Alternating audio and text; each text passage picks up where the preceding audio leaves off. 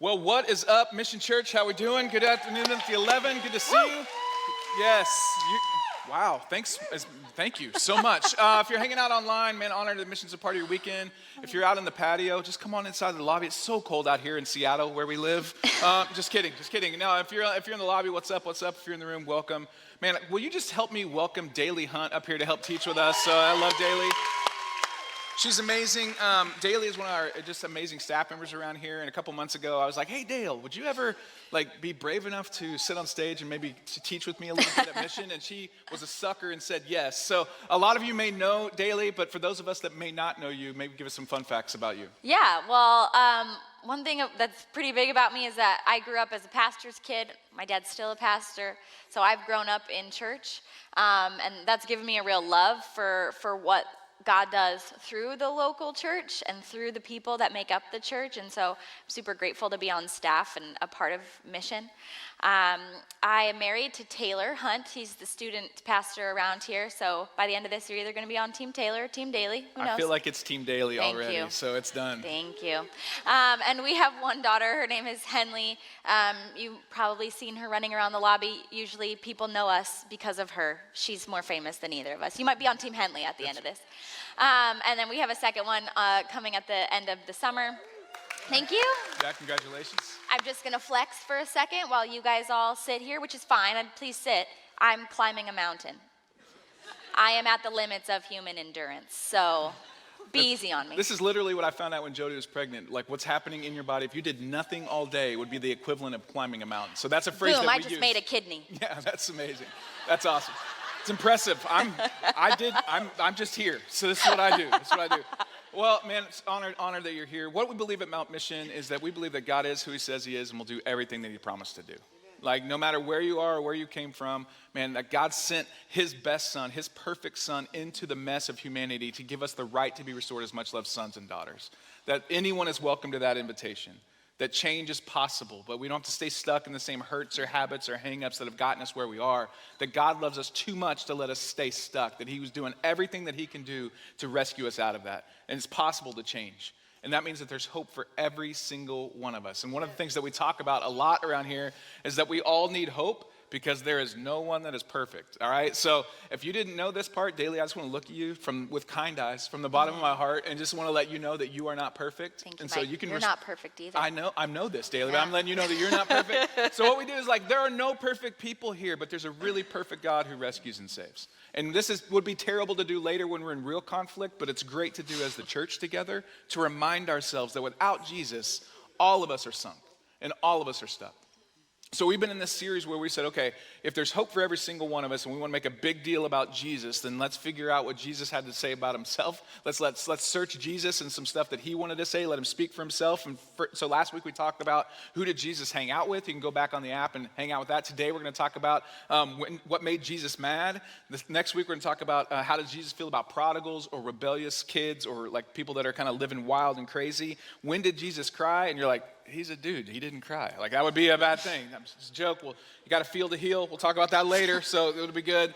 Why did Jesus have to die? If he's both fully God and fully man, what was the point of his death? That's a great question to ask. We'll let Jesus kind of speak to that. And then I have exclamation points because April 9th is happening. This is 6 exclamation points for Easter, so that's how big of a deal it is, and it's in all caps. April 9th only has 5 exclamation points, so it's not as important as the empty tomb. But we're going to be celebrating together, so man, I would just really challenge you to, man, you have no idea what God may be up to in your world, and don't miss the opportunity of the invitation or that God may be using you where you live, work, and play to be a hope bringer to somebody else in your world. And you may be like, dude, I don't have anything together, man. I'm a mess. I'm not super religious. All my friends know that. I'm trying to figure out, I'm just starting on the trajectory of my journey towards Jesus. And I would tell you, no matter where you are in the journey towards Jesus, God is going to want to use you to bring somebody along that needs the hope that you're finding and have found. So don't miss the invitation or the opportunity on Easter. So today, we're talking about what made Jesus mad. And so Sorry, Mike. Last service, there was an exhaustive list surprised me. So we cut some for time, don't worry. But I'll share the rest of them later. Okay. I asked Mike's family because, we're talking about what makes Jesus mad. I kind of thought it would be a fun idea to kind of look up, like, what makes Mike mad? I don't know. And so I texted Mike's entire family. Without my knowledge. His daughter, his daughters and his wife. And they were unsurprisingly very speedy in their response. And their responses were very long. So here we are. Again, some of these have been cut for time. The first one was, when we have the lights on past 5 p.m. So is it dark at your house all the time? Hey, we don't need all the lights on. And it's not about money. It's like, man, this is a blinding light that we're trying to listen, or watch something. It was like, let's just chill out on the lighting a little bit, Sure. set the mood. Not that kind, but you know what I'm saying. Sure. Okay. Eye rolling. So if anyone in here just wants to collectively roll their eyes at Mike. When Tyler, his youngest daughter, calls Jody bro. Bro. I'm like, that is my wife. That is your mom. She is not your bro or your bruh. It's all right. Yes. Growing up, all girls, when we leave our ponytail holders in the shower. So you have some people that are really with you on that one. Fellas? All right. When Jody asks to use your computer charger, which isn't sharing caring, Mike? Sharing is caring. We have like 4, but somehow mine's the only one that's ever available. Got it. When the girls wrestle or fake fight, none of that in this house. It's going to escalate quickly, and it gets into a real fight very fast. So it's you're saving everyone. Proactive. Yeah. When his family doesn't want to watch Top Gun, which there are more movies, Mike. I couldn't get him to watch. Will you pray for me? I could not get them to watch Top Gun with me. I'm like, what is wrong? When Jody beats him at anything. Yes. Yeah. Doesn't happen much. People who drive the speed limit. So don't be in front of Mike. Yep. Red lights. Just the red lights. Yep. Okay? When his friends don't listen to him on Fortnite. My only question is, how old are your friends on Fortnite, Mike? My 45-year-old friends that live out of state, they were my best men in my wedding, so. Oh, well, they should start listening to you on Fortnite. Absolutely. Having to order a pink drink at Starbucks. Oh, I'm not ordering the stupid pink drink. Real men order pink drinks, Mike. Just the restaurant, Olive Garden. Yeah. So. I'm not an OG. You All right. soup salad and breadsticks on your own when I'm out of town. Go All right. for it. When, so this one confused me. When garlic bread has garlic. Garlic is fine. So you just want garlic bread. is fine in most. Yes, I just like toast. I don't like garlic on my toast. I don't like I like garlic, but I don't like garlic bread. Well, the way this is phrased, so he just doesn't like garlic bread. But all right. And finally, the song "Life Is a Highway." Yeah, that's my lead. Life is a highway. I mean, no, I hate that song. So yes. Thank you for playing along, Mike. I'm vehemently against that one. Yes. Yeah, I know. Thank you for playing All along. right, That man. was all of them. So I did not know this was coming. So me and my family will have a conversation afterwards about this. But there's things that make us angry, and that's not what we're talking about. What made Jesus angry? Like we have a version of anger, and that what anger looks like most of the time for us is something like you owe me. Like you owe me the parking spot that you took from me. You owe me to drive a little bit faster or get over because you owe me that. Or if we get a little bit deeper with it, we're like, okay, we find this anger popping up in us later in life and we just figure out that we're angry at all this stuff. And then we look back in our past and in our story and we realize that we have this debt that somebody owes us that we may not even let them off the hook to repay us. And like it could be your dad, it could be a coach, it could be anybody. But we get so mad about something because somehow they owed us being there.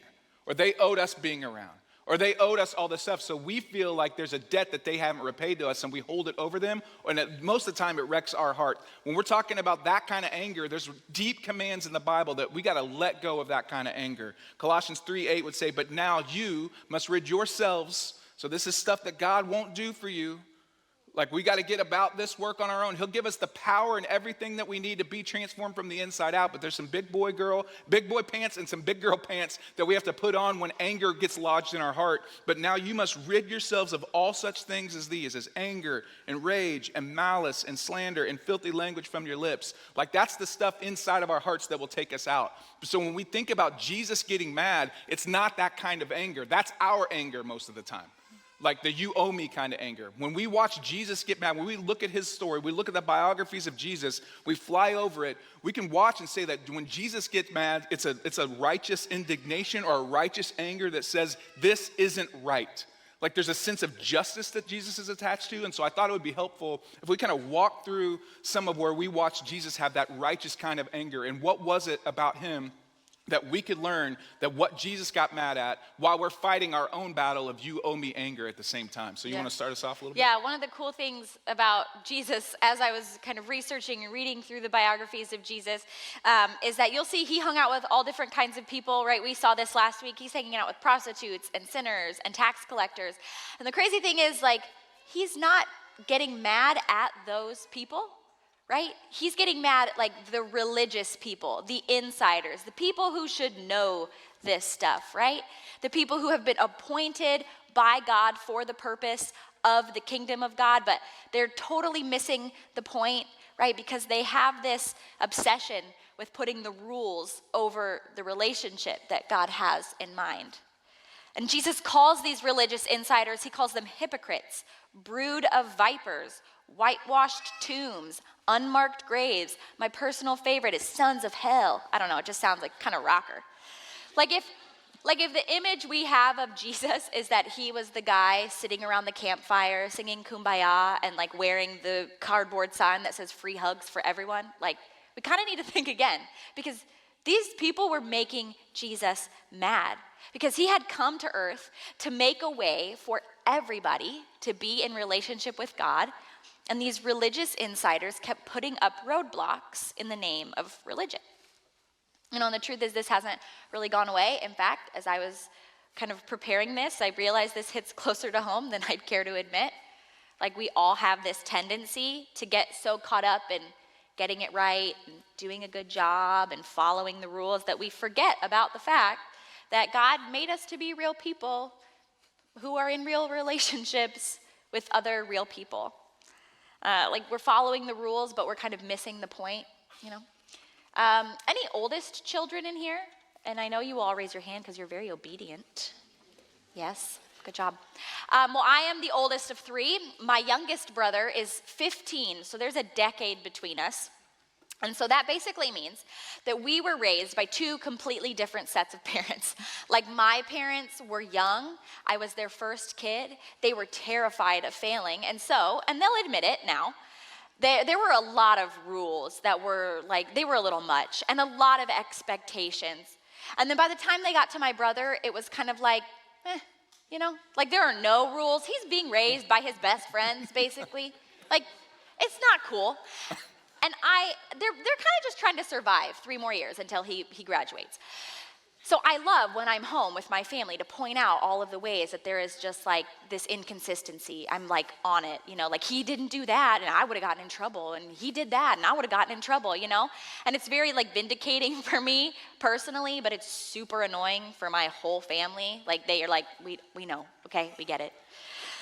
That was kind of the vibe of these Pharisees and religious leaders that were making Jesus mad. Like we can call them the oldest children of Judaism, right? Like they kind of took it upon themselves to make sure that everyone was following the rules beyond a shadow of a doubt. And they were even like adding more rules to make it harder to follow the rules. And their over-the-top rule following was actually a huge hurdle for anybody having a relationship with God or anybody knowing who God was. And one of my favorite instances of this happening is when Jesus heals on the Sabbath. And the Sabbath, just a little background, is this day that is given to us. It is a gift, and it's rooted in creation. God created the world for 6 days, and then on the 7th day, he looked at it, saw that it was good, took a nap. And he gave that to us. So a day each week, we are encouraged to rest. But over thousands of years, this idea of Sabbath kind of got warped into this legalistic tradition where it kind of become like a day to monitor if anybody was doing any work on the Sabbath, and rather than what it was supposed to be, like a day to rest, a day to delight in who God is and worship him. And so in this story, we meet Jesus teaching in a synagogue on the Sabbath, and a woman comes to him to be healed. In Luke 13, it says, on a Sabbath, Jesus was teaching in one of the synagogues, and a woman was there who had been crippled by a spirit for 18 years. She was bent over and could not straighten up at all. When Jesus saw her, he called her forward and said to her, "Woman, you are set free from your infirmity." Then he put his hands on her, and immediately she straightened up and praised God. Like you'd think that when everybody in the synagogue saw this, it'd be like huge uproar, like, oh my gosh, it's Jesus. And instead, the Pharisees get kind of ticked. Indignant, because Jesus had healed on the Sabbath, the synagogue leader said to the people, there are 6 days for work, so come and be healed on those days, not on the Sabbath. God's closed for business on that day. Don't God come on is this. Chick-fil-A. Yeah. That's right. That's where they got it from. And the Lord answered him, you hypocrites, doesn't each of you on the Sabbath untie your ox or donkey from the stall and lead it out to give it water? Then should not this woman, a daughter of Abraham, whom Satan has kept bound for 18 long years, be set free on the Sabbath day from what bound her? This is the whole point of Jesus coming, healing, redemption, restoration. And the Pharisees really think that he's messing up because he's not following the rules of the Sabbath. They're like those "you had one job" memes. Have you seen those? This is my house, actually. No, it's not. It's not my house. But it's like people are just trying to get the job done and then look back and they didn't really do the job at all. Like the Pharisees' job as the religious people was to draw people into a good God and make people want to have a relationship with this God, but they were really just making it hard for anybody to get in the door. Like real life change, real heart change, that's the tough part. The easy part is just checking off all the rules, right? Yeah, when you watch Jesus in the New Testament, you read his biography, it's super compelling, and he's pretty scathing on people that are adding rules and making it more difficult for who God is trying to invite in. We learned last week, like Jody helped us with, God is trying to invite everyone in. There's nothing that you've done or will do that will disqualify you from being away or not having the invitation to be in with God through Jesus. And so it made Jesus so mad when these supposed to be religious people that are missing the relationship. So then they were doing religion for all the wrong things, and they would put the rules that they were making, even adding rules that had nothing to do with what God said, to over the relationships of broken and lost people around them. It literally set Jesus off. So that's the first one, rules over relationships. And the second one that made Jesus mad, you start reading his life and story and everything that God had done throughout history, is that when people put God's name for their gain, or when I use God's name for my gain, it made Jesus so mad. The righteous kind, not the you owe me kind, but the this isn't right kind. It goes all the way back to 10 Commandments, so it's even Exodus 20 language. You shall not misuse the name of the Lord your God, for the Lord will not hold anyone guiltless who misuses his name. And sometimes we think that means don't say GD. If you don't know what that is, we'll talk about it later. But we think that that's what it means, that we don't use God's name in vain that way. But what we're really talking about is when we use God's name for our gain, or we put God's name on something that he didn't put his name on, and we give him the authority that he didn't have to have the authority in our life, and we gain from it. If you've ever been told or ever heard, God told me to break up with you. You know what I'm talking about? God didn't say that. He didn't tell me that. He just told you that, and I can't argue with it now. So you know what I'm saying? So whenever we're putting God's name, or I have a word for you, we're putting God's name on something that I may gain from that you can't argue with. It's that when we're putting God's name on something that gives us benefit, or we're taking advantage of someone else in God's name, that set God and Jesus off. In fact, Matthew 21 is one of the most famous instances where Jesus is known to get mad, and he gets flipping mad at this. And so it's Jesus entered the temple courts and he drove out all who were buying and selling there. He overturned the tables of the money changers and the benches of those who were selling doves. And he says, it is written, he said to them, my house will be called a house of prayer, but you are making a den of robbers. What this means is that you can't sell CDs in church. No, I'm kidding. That's what we used to think it means. We're we can't have anything for sale out there because that's what that verse is talking about. That is completely not even true of what that verse is talking about. What's going on in this verse is he gets mad because people are gaining off of God's name, and God never said to use my name that way. And because what would happen, people would be walking into the temple and they'd be trying to give sacrifices because you had to, this was back in the sacrificial system, okay? So they would have to bring a clean animal and bring it to the temple, and it would be killed for their rebellion, okay? And so the business was set up that you'd walk in and they would have temple sacrifice inspectors. I don't know what they're called, but that's what I called them. So they would be like, oh, I'm so sorry, there's a blemish on that thing. Why don't you buy one of these pristine ones? That'll be the one that actually is accepted in this temple. So they would have to sell this at a lower price and then buy this at a higher price, and then what would happen behind the scenes, they would take this one and sell it to the next person at a lower price. So they're putting God's name on something and they're gaining from it, and Jesus gets flipping mad about it. And so anytime that we are tempted or anytime that we kind of have that where we put God's name for something for our gain, Jesus is firmly against us when he's saying that is not what I'm about in this world. And so be very, very, very, very careful when we put God's name on something that he didn't say to put my name on, and when you put God's name on something for our gain. And when we keep walking back through of where we watch Jesus get mad, and there's another one that we've talked about. Yeah, I feel like for this next section, though, I have to do a disclaimer. Hi, my name is Daylie, and I am a hypocrite. Hi, Daylie. Thank you. Yeah. I can't sit here and talk about hypocrisy and not acknowledge the fact that I have a tendency to be hypocritical, because that would be hypocritical. But as I was looking up this word hypocrite, where it came from, I didn't really know. But it comes to us from the Greek, which means an actor or a stage player. And the Greek word itself is actually a compound word, so it's two words smushed together, and it is literally translated an interpreter from underneath, which sounds like spooky, like Stranger Things. But that kind of weird word makes a little bit more sense when we realize that in Greek theater, actors would wear these large masks so that they could distinguish to the audience what character they were playing. So they were literally interpreting this story that they were, acting out from underneath this mask. Eventually, over time, this word came to define what we know it as today, which is someone who doesn't really practice what they preach, right? Someone who wears a figurative mask. They're one person on the outside and someone else on the inside. And so when we look at the times that Jesus got mad at hypocrisy, it's really easy to point the fingers at the Pharisees and the teachers of the law and say yeah, those guys, those bad guys, those hypocrites.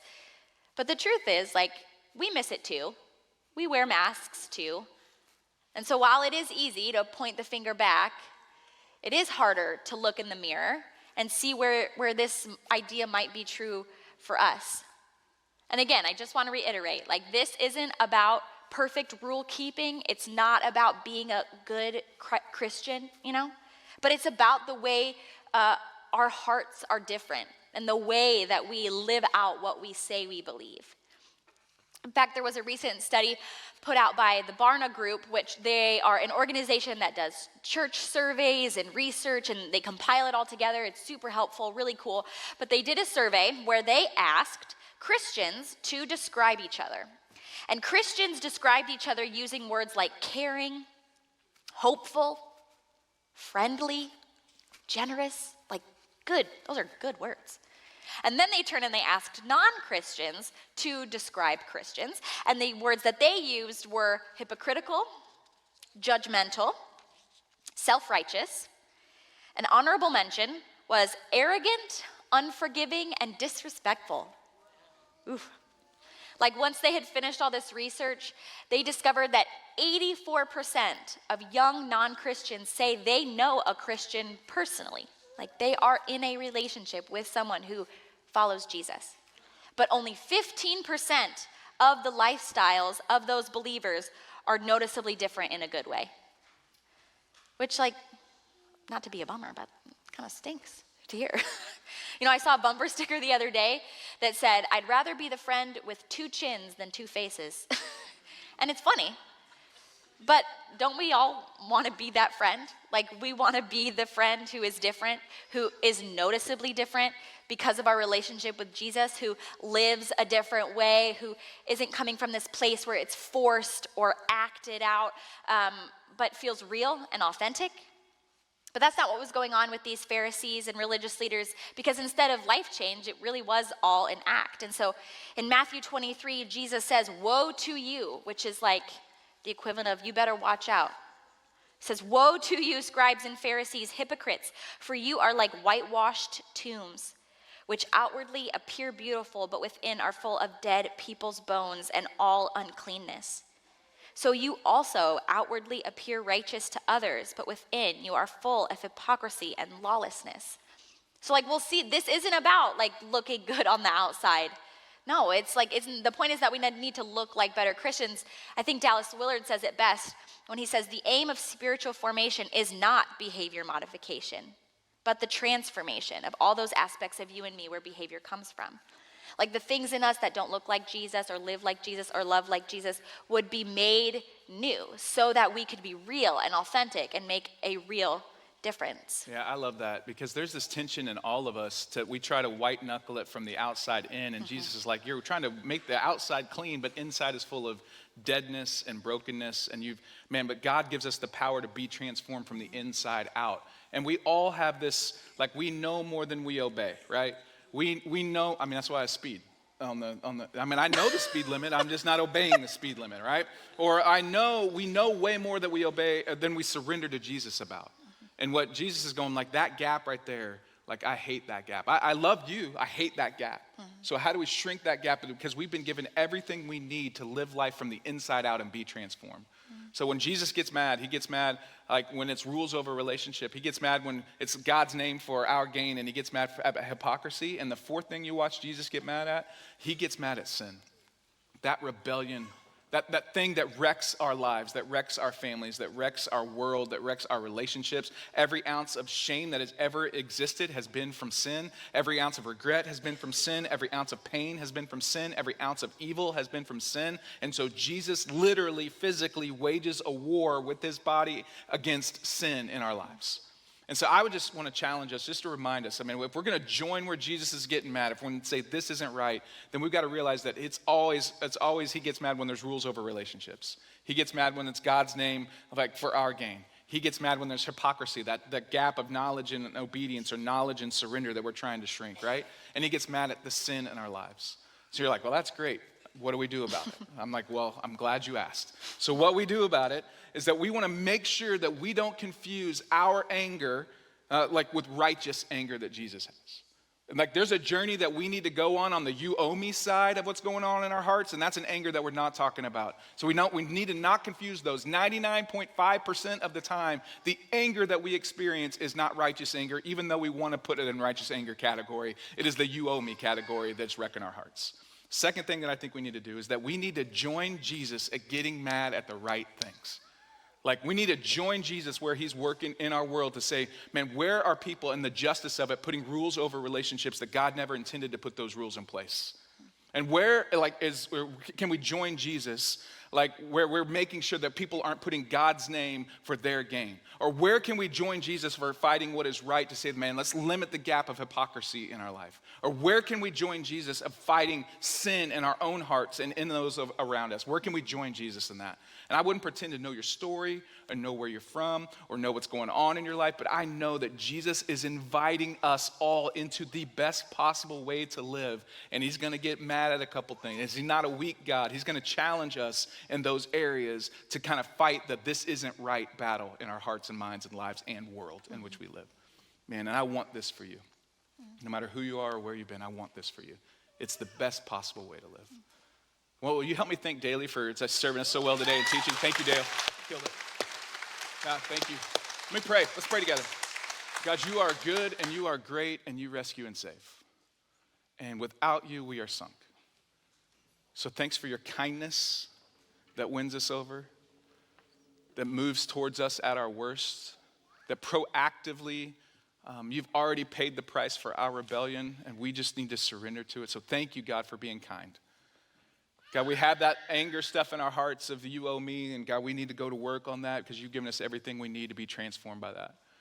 But God, we also want to join you in your fight in the world for what is right. For rules, or there's relationships, so we want them over rules, and we want to make sure the hypocrisy shrinks, and we don't want to use your name in vain or for our gain. And God, we would love to be able to fight sin by your power in our lives because you rescue and save. God, we need you, and we're just excited for what you're doing in this season in our hearts and lives and community, and we want to be a part of that. It's in Jesus' name I pray. Amen.